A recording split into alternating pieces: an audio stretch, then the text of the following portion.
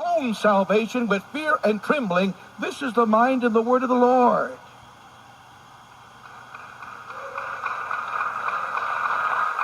Judge not that ye be not judged. For with what judgment ye judge, ye shall be judged. And with what measure ye mete, it shall be measured to you again.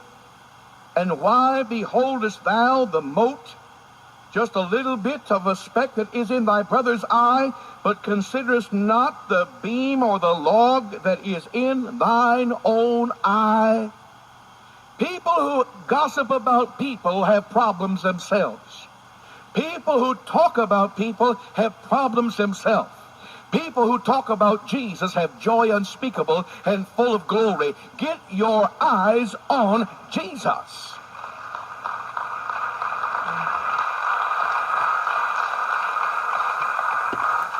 Or how wilt thou say to thy brother, let me pull out the mote out of thine eye, and behold, a beam is in thine own eye?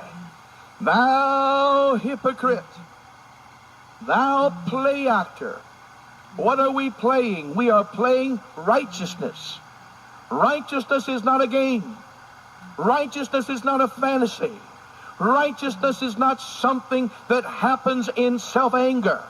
Righteousness is that which happens when we bow before God with tears streaming down our face, and He says, stand on your feet. I've canceled your record. I've changed you in this moment. I've put the coals of the altar upon your lips. I've cleansed you from that thing that's been a terror in your life. Righteousness is the work of God in Calvary that is transmitted to us in practical ways. But listen, it is never a play acting. It is never that which happens when we put on the illusion. Righteousness is not an illusion. Righteousness is the knowledge of forgiveness and cleansing. It is the power of God that brings us to the place where we can say, God, it is your grace that brings me in this moment right before thee. Thy grace alone.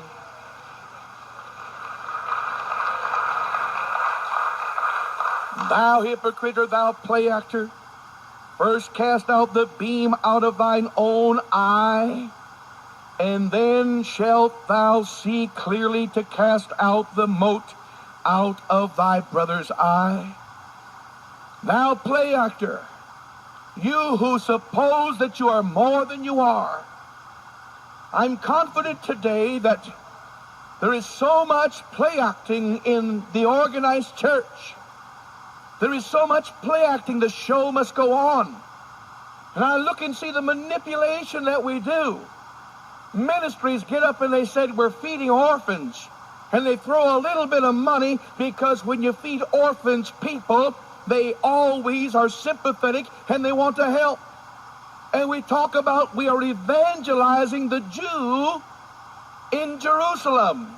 Do you know there's warehouses that are full of literature for Jewish people sitting there, because the heart doesn't care if they get evangelized or not, but it brings in revenue when you say we are ministering to God's chosen people. We are ministering to the orphans. We are ministering to the hungry. We are reaching out to those that have needs, and it becomes a hypocritical thing. We need God to change our heart and say, God, let me minister to you a holy heart. Let me bring purity, O God, unto you. Let me be cleansed before thee.